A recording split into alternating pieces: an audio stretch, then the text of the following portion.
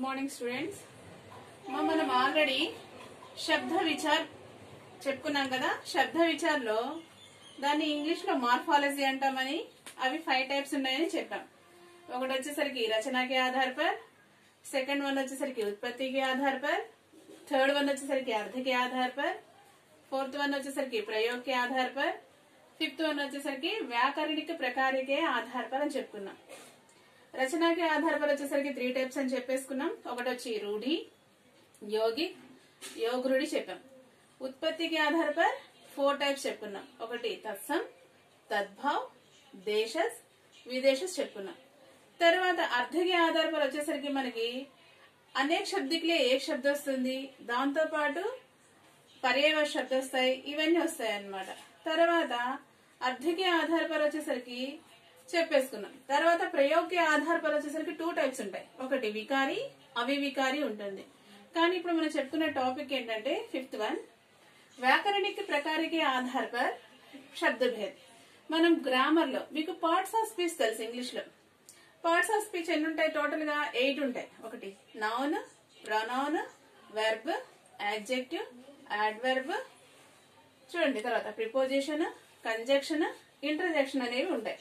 అదే విధంగా హిందీలో వ్యాకరణకి ప్రకారికి ఆధార पर శబ్ద వచ్చేసరి ఎన్ని ఉన్నాయి? 8 టైప్స్ ఉన్నాయి. ఎన్ని టైప్స్ ఉన్నాయి? 8 టైప్స్ ఉన్నాయి అన్నమాట. అవి ఫస్ట్ వచ్చేసరికి సంజ్ఞ అంటాం. ఫస్ట్ వన్ సంజ్ఞ. సంజ్ఞ అంటే ఇంగ్లీష్ లో ఏమంటాం మనం? దీన్ని నౌన్ అంటాం. సెకండ్ వన్ సర్వనామ్, ప్రనౌన్. క్రియ, వెర్బ్. విశేషణ అంటే ఏంటి? యాడ్జెక్టివ్. క్రియా విశేషణ, యాడ్వర్బ్. సంబంధ బోధక్, ప్రిపోజిషన్. సముచ్చయ బోధక్, కంజంక్షన్. విస్మయాది బోధక్, ఇంటర్జెక్షన్. ఈ మొత్తం 8 టైప్స్ ఉన్నాయన్నమాట. ఎన్ని ఉన్నాయి? పార్ట్స్ ఆఫ్ స్పీచ్ టోటల్ గా 8. ఫస్ట్ వన్ వచ్చేసరికి సంజ్ఞ, సెకండ్ వన్ వచ్చేసరికి సర్వనామ్, థర్డ్ వన్ వచ్చేసరికి క్రియ, ఫోర్త్ వన్ విశేషణ, ఫిఫ్త్ వన్ క్రియా విశేషణ, సిక్స్త్ వన్ సంబంధ బోధక్, సెవెంత్ వన్ సముచ్చయ బోధక్, ఎయిత్ వన్ విస్మయాది బోధక్. ఒక్కొక్క దాని గురించి ఇప్పుడు మనం డిస్కస్ చేద్దాం. ఫస్ట్ వన్ సంజ్ఞ. సంజ్ఞ అంటే ఏమిటి చూడండి.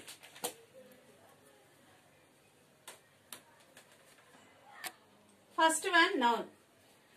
నౌన్ ఏమంటాం మా హిందీలో? సంజ్ఞ అంటాం. సంజ్ఞ माने क्या है? किसी व्यक्ति, वस्तु, स्थान या भाव के नाम बताने वाले शब्दों को संज्ञा कहते हैं. Noun is a word which is used about name of the person, thing or place. చెప్పే దాన్ని ఏమంటాం మనం?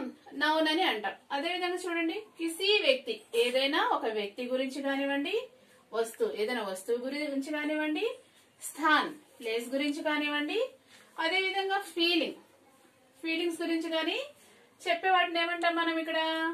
నౌన్ అని అంటాం. ఎగ్జాంపుల్ వచ్చేసరికి ఏంటి? నెంబర్ ఆఫ్ ఎగ్జాంపుల్స్ తీసుకోవచ్చు. ఇది చూడండి, నా చేతిలో ఏముంది? పీస్ ఆఫ్ చాక్ ఉంది. ఇదేంటి? దీని నేమ్, ఇది థింగ్ అన్నమాట. ఇదే విధంగా చూడండి, షాంపట్, బ్లాక్ బోర్డ్, ఇది కూడా ఏంటి? థింగ్. ఇదే విధంగా ఇది చూడండి, ఇదేంటి? బుక్, ఇది కూడా థింగ్ అన్నమాట. అదే విధంగా ఇక్కడ కొన్ని పిక్చర్స్ ఉన్నాయి చూడండి. ఇదేంటి? టైగర్. టైగర్ అనేది ఏంటి? ఇక్కడ పిక్చరే ఉంది. అదే విధంగా ఇక్కడ ఒక ఉమెన్ ఉంది, ఇక్కడ ఒక బాయ్ ఉన్నాడు. ఏదైనా సరే థింగ్ తీసుకోండి. పర్సన్ అంటే గర్ల్ కానివ్వండి. రాము అంటే ఏంటి? ఒక బాయ్ నేమ్. అదే విధంగా లక్ష్మి గర్ల్ నేమ్. అదే విధంగా ప్లేస్ చూసేసరికి మనం చీరాల, వేటపాలెం, జాండ్రపేట, అలా కాకుండా హైదరాబాద్, ఢిల్లీ, ఇవన్నీ ఏంటి? ప్లేసెస్ కిందకి వస్తాయి. అదే ఫీలింగ్స్ అంటే బచ్పన్, చిన్నప్పుడు, చైల్డ్హుడ్. అదే విధంగా సోర్, చాలా చేదుగా ఉంది అంటే ఫీలింగ్. మనం ఏదైనా తింటేనే కదా పులుపు. సోర్ అంటే పులుపు, అదే చేదుగా ఉండడము, స్వీట్నెస్, ఇవన్నీ దేని కిందకి వస్తాయి? భావ కిందకి వస్తాయి. ఎగ్జాంపుల్ వచ్చేసరికి ఏం తీసుకోవచ్చు? నేమ్ కింద రాము, సీత నేమ్ తీసుకోవచ్చు. అదే వస్తువు అయితే కుర్సీ అంటే ఏంటి? చైర్. అదే విధంగా ఘడి అంటే ఏంటి? క్లాక్. అదే విధంగా స్థాన్ అంటే ఏం తీసుకోవచ్చు? హైదరాబాద్. చీరాల, ఇలా తీసుకోవచ్చు. ఫీలింగ్ వచ్చేసరికి ఏంటి, బచ్పన్, మిఠాస్, ఇవన్నీ మనకి దీని కిందకి వస్తాయి అన్నమాట. నౌన్ ఎన్ని టైప్స్ ఉన్నాయి వాటి గురించి ఇప్పుడు మనం డిస్కస్ చేద్దాం. संज्ञा मुख्य रूप से 3 प्रकार है. మెయిన్ గా ఎన్ని ఉన్నాయమ్మా, నౌన్ ఎన్ని టైప్స్ ఉన్నాయి, 3 టైప్స్ ఉన్నాయి హిందీలో. ముఖ్య రూప్ సే మెయిన్ గా సంజ్ఞ నౌన్ 3 प्रकार के है, 3 టైప్స్ ఉన్నాయి. ఒకటి వచ్చేసరికి వ్యక్తివాచక్. వ్యక్తివాచక్ అంటే ఏంటి, ప్రాపర్ నౌన్, ఒక పర్టికులర్ పర్సన్, థింగ్, ఏదైనా ప్లేస్ గురించి చెప్తాం కదా, అటువంటి వాటిని ఏమంటాం మనం, వ్యక్తివాచక్ సంజ్ఞ అంటాం, దాన్ని ప్రాపర్ నౌన్ అంటాం. నెక్స్ట్ జాతివాచక్. జాతివాచక్ అంటే కామన్ నౌన్, అంటే కామన్ గా ఒక జాతికి సంబంధించినటువంటి ఏదైనా వస్తువు. For example book. బుక్ అనేది ఏంటి, యాక్చువల్ గా అది ఒక జాతి. అందులో హిందీ బుక్ తీసుకోవచ్చు, ఇంగ్లీష్ బుక్ తీసుకోవచ్చు, ఏదైనా తీసుకోవచ్చు. ఇది మళ్ళీ 2 టైప్స్ ఉన్నాయి ఇందులో. జాతివాచక సంజ్ఞ మళ్ళీ 2 టైప్స్ ఉంది. ఒకటి వచ్చేసరికి సముదాయవాచక్. సముదాయవాచక్ అంటే ఏంటి, కలెక్టివ్ నౌన్. కలెక్టివ్ నౌన్ వచ్చేసరికి జాతివాచక్ సంజ్ఞ.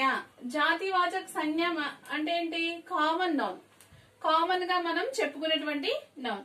ఇది మళ్ళీ 2 టైప్స్ ఉంది. ఒకటి వచ్చేసరికి సముదాయవాచక్ సంజ్ఞ. సముదాయవాచక్ సంజ్ఞ అంటే ఏంటి, కలెక్టివ్ నౌన్, కలెక్టివ్ గా ఉండేవి, గ్రూప్ ఆఫ్ థింగ్స్ కానివ్వండి, ఏదైనా సరే తీసుకోండి. ఎగ్జాంపుల్ వచ్చేసరికి సేన, ఆర్మీ వాళ్ళని తీసుకోవచ్చు, లేదా ఝుండ్, సమూహ్, ఇవన్నీ దేని కిందకి వస్తాయి, సముదాయవాచక్ సంజ్ఞ కిందకి వస్తాయి.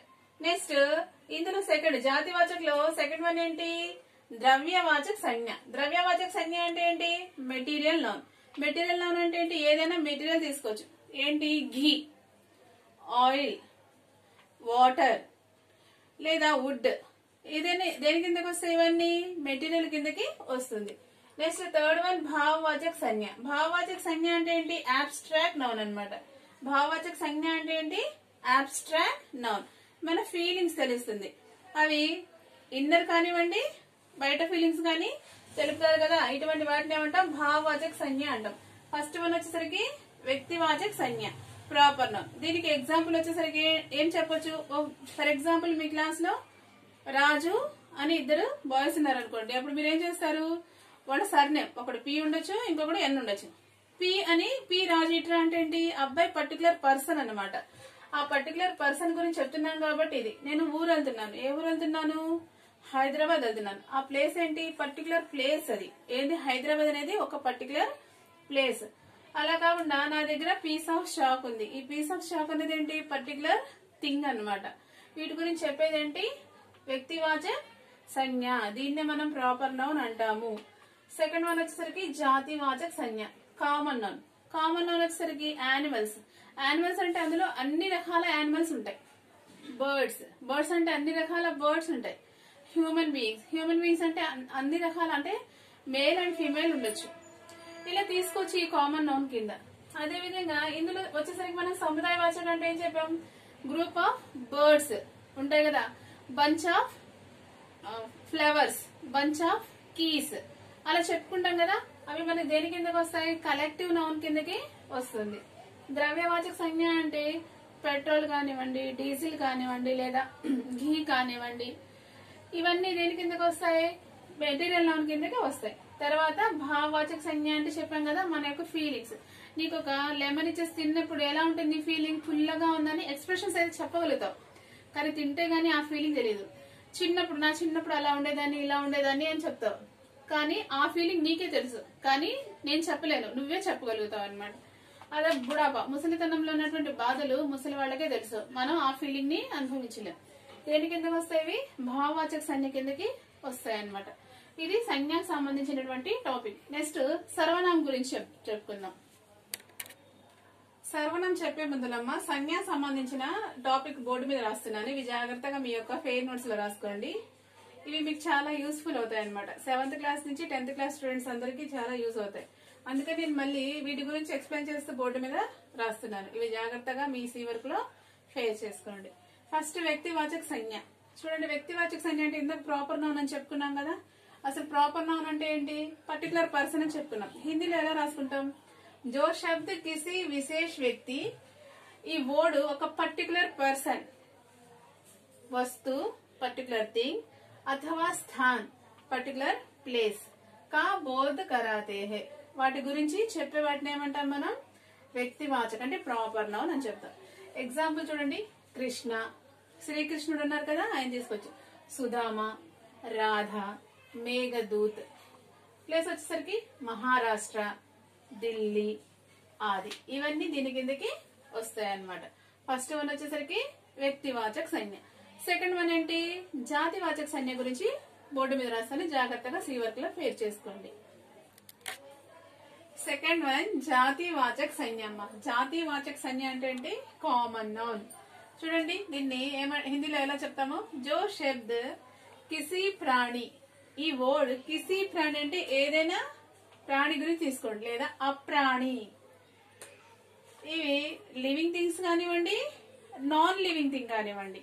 ప్రాణి అంటే లివింగ్ థింగ్, అప్రాణి అంటే నాన్ లివింగ్ థింగ్ అనమాట. ఆర్ వస్తు లేదా థింగ్స్. ఆదికి ఇవన్నిటి గురించి సంపూర్ణ జాతిగా కంప్లీట్ జాతి గురించి బోధ్ కరాతే హే, ఇది మొత్తము దీని గురించి చెప్తారనమాట. ఎగ్జాంపుల్ చూడండి, బందర్. మంకీ అనేది ఏంటి, కామన్ గా వచ్చాడు అంటే చాలా మంకీస్ ఉంటాయి. ఈ బందర్ అనేది ఏంటి, కామన్ నౌన్ కిందకి వస్తుంది. బాజీగర్ అంటే ఎవరు, చీటర్. ఈ చీటర్ కూడా ఏంటి మనకి కామన్ నౌన్ కిందకి వస్తుంది. అధ్యాపక్, అధ్యాపక్ అంటే టీచర్స్. ఇక్కడ మేల్ కానివ్వండి, ఫీమేల్ కానివ్వండి, ఎవరైనా ఎవరు వస్తారు ఇక్కడ మనకి. టీచర్స్ అనేది ఇక్కడ మనకు వచ్చేటువంటి కామన్ నౌన్. అదేవిధంగా అభినేత్రి, హీరోయిన్. హీరోయిన్ కూడా మనకి కామన్ నౌన్ కిందకి వస్తుంది. నేత, నేత అంటే లీడర్ కూడా మనకి కామన్ నౌన్ అనమాట.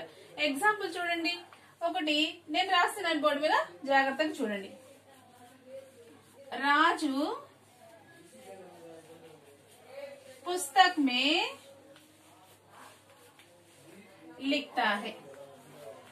राजू कहाँ लिखता है, पुस्तक में लिखता है. చూడండి, ఈ రాజు అనేది వ్యక్తివాచక సంజ్ఞ, ప్రాపర్ నౌన్, పర్టికులర్ పర్సన్. ఎవరు ఇక్కడ మనకి పర్టికులర్ పర్సన్, రాజు అనే అబ్బాయి.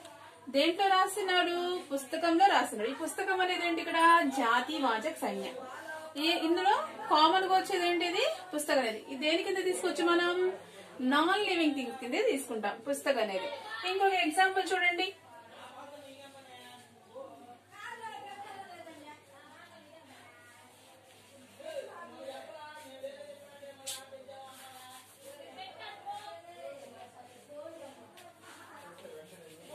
సీత फूल लाती है.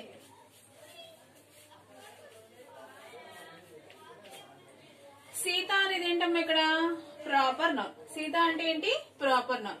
అలా కాకుండా ఫూల్ లాతి ఏం తెస్తుందంటే సీత ఇక్కడ ఫ్లేవర్స్ తెస్తుంది. ఈ ఫ్లేవర్ అనేది ఏంటి మనకి ఇక్కడ జాతివాచక సంజ్ఞ కిందకి వస్తుంది. ఈ సీత అనేది వ్యక్తివాచక సంజ్ఞ. ఎందుకని, పర్టికులర్ పర్సన్.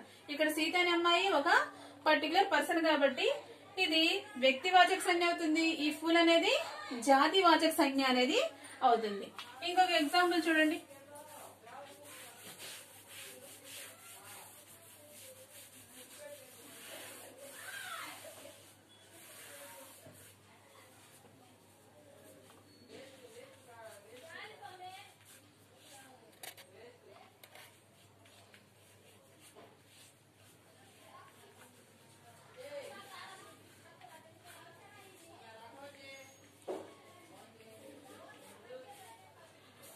सेना देश के लिए अपना प्राण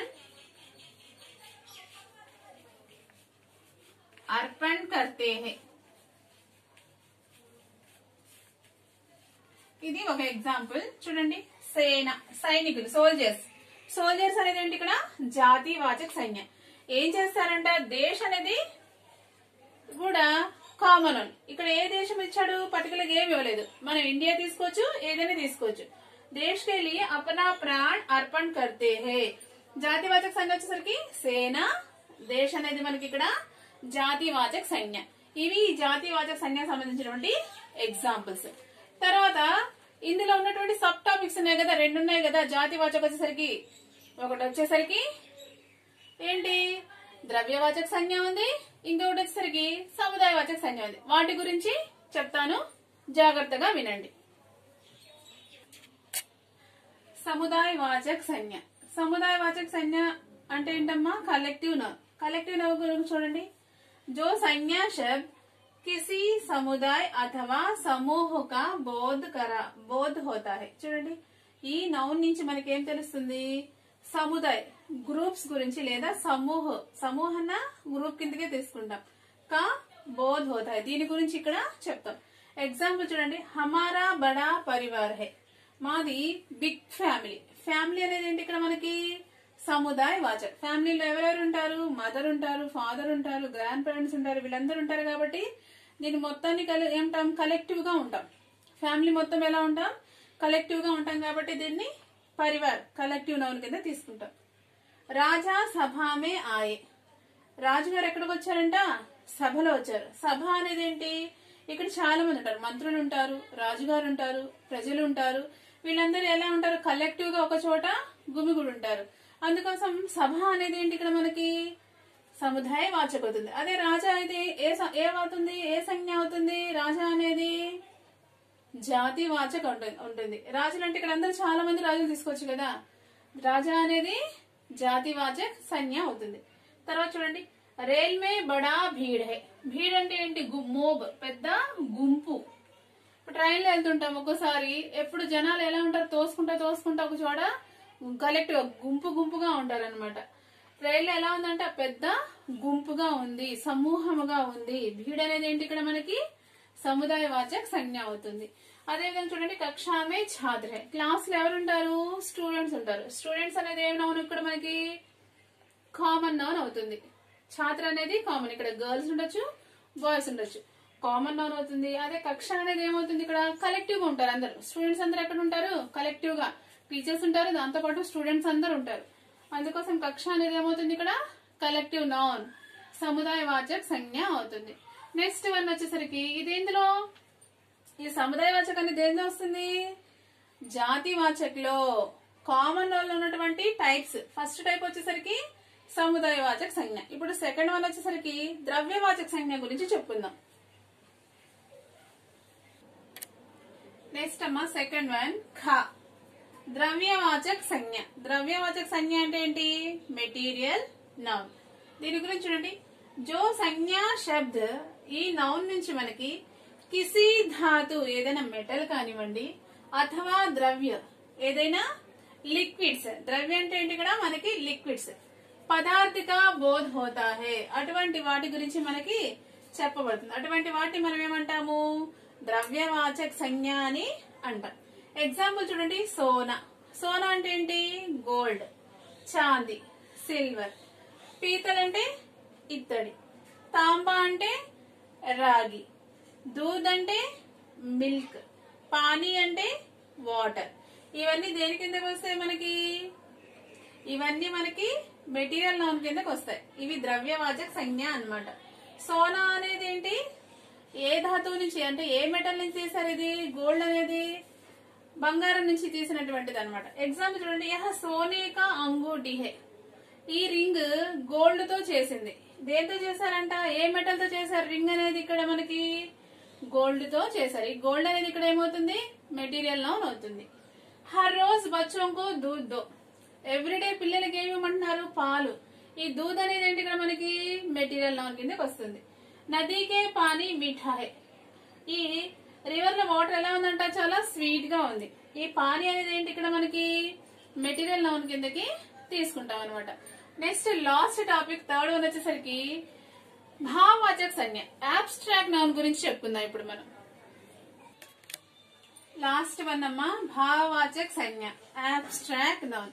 భావవాచక సంజ్ఞ అంటే చూడండి, జి సంజ్ఞా శబ్ద సే కిసి వస్తువుకే గుణ్, దీని నుంచి ఏదైనా థింగ్ యొక్క గుణ్ అంటే ఏంటి? దాని యొక్క క్వాలిటీ గాని, ధర్మం, దాని యొక్క క్వాంటిటీ గాని, దానిలో ఉండే దోష్, మంచి చెడు గుణాలు కానివ్వండి, శీల్ కానివ్వండి, భావ్, దానిలో ఉన్నటువంటి క్వాంటిటీ, అవి అవస్థ, పరిస్థితి, సిచ్యువేషన్, అది చాలా పెద్దగా ఉందా, చాలా చిన్నగా ఉందా, చాలా లోపలిగా హైట్ గా ఉందా, లేదా లోతుగా ఉందా, ఇవన్నీ మనకి దేని ద్వారా తెలుస్తుంది? ఈ యొక్క భావవాచక సంజ్ఞ గురించి తెలుస్తుంది. ఎగ్జాంపుల్ చూడండి, మానవత. మానవత అంటే ఏంటి? హ్యూమానిటీ, మానవత్వం. ఇక్కడ మానవత్వం అనేది ఇప్పుడు కరోనా కాలంలో చాలా మంది హెల్ప్ చేస్తున్నారు. అది వాళ్ళ యొక్క మానవత్వాన్ని చాటుకోవడం. ఈ హ్యూమానిటీ అనేది మనం చెప్పలేం, మన మనసులో కలిగిన ఫీలింగ్ అన్నమాట. అహంకారం, చాలా మంది చాలా ప్రౌడ్ గా ఉంటారు, గర్వంగా మాట్లాడే విధానం కూడా ఏంటి, చాలా ప్రౌడ్ గా గర్విష్టిగా ఉంటారన్నమాట. తల తిక్కగా అలా మాట్లాడతారు. అచ్చాయి, మంచిగా ఉండడం, మంచి పనులు. చూడండి ఎగ్జాంపుల్, మేరా బచ్పన్ సుందర్ హై. నా చిన్నప్పుడు చాలా అందంగా గడిచింది. పెద్దయిన తర్వాత ఎలా ఉంది, కానీ నా చిన్నప్పుడు ఎలా ఉంది, చాలా అందంగా ఉంది. బచ్పన్ అనేది ఏంటి ఇక్కడ మనకి? భావవాచక సంజ్ఞ. ఆజ్ గర్మీ హై, ఈ రోజు చాలా హాట్ గా ఉంది. గర్మీ అనేది ఏంటి ఇక్కడ? భావవాచక సంజ్ఞ, హాట్. భయకే కారణ్ బచ్చా రోతా హై, వాడికి భయం వేసింది. ఎవరికి? అబ్బాయికి. ఆ భయం కారణంగా ఏం చేస్తున్నాడు? వాడు ఏడుస్తున్నాడు. ఇక్కడ భయం అనేది ఏంటి? భావవాచక సంజ్ఞ. అదేవిధంగా బచ్పన్ అనేది కూడా భావవాచక సంజ్ఞ. రామ్ చోరీ కామ్ కర్తా హై, ఈ రామ్ ఏం చేశాడు? దొంగతనాలు చేస్తున్నాడంట. వాడు చేసే పని ఏంటి? దొంగతనాలు చేయడం. ఈ చోరీ అనేది కూడా భావవాచక సంజ్ఞ. అలా కాకుండా సముద్రమే పానీ గహరాయి మే హై, సముద్రంలో నీరు చాలా లోతుగా ఉంది. లోతు అనేది కూడా దేని కిందకి వస్తుంది మనకి? భావవాచక సంజ్ఞ కిందకి వస్తుంది. ఈ బుక్ ఇది మొత్తం జాగ్రత్తగా మీరు నోట్స్ లో ఫేర్ చేసుకోండి. అదే విధంగా లెసన్ రీడింగ్ చేసేటప్పుడు నౌన్ వర్డ్స్ ఎక్కడున్నాయో, ప్రాపర్ నౌన్ ఎక్కడుంది, కామన్ నౌన్ ఎక్కడుంది, దాంతో పాటు కలెక్టివ్ నౌన్ ఏంటి, మెటీరియల్ నౌన్ ఏంటి, అబ్స్ట్రాక్ట్ నౌన్ ఏంటి అనేవి చిన్నగా పెన్సిల్ తో అండర్లైన్ చేసుకుంటూ చదువుకుంటుంటే మీకు చాలా ఈజీగా అర్థమవుతుంది. 7th క్లాస్ నుంచి 10th క్లాస్ స్టూడెంట్స్ వరకు ఈ జాగ్రత్తగా చూసుకుంటే మీకు చాలా యూస్ఫుల్ అవుతుందమ్మా. ప్రతి ఒక్క క్లాస్ లో 1 మార్క్ వస్తుంది సంజ్ఞ గురించి. అందుకని జాగ్రత్తగా అందరూ చదువుకోండి. నేను నెక్స్ట్ క్లాస్ లో సర్వనామం గురించి డిస్కస్ చేసుకుందాం. ఈ రోజు ఇంతటితోటి అయిపోయింది.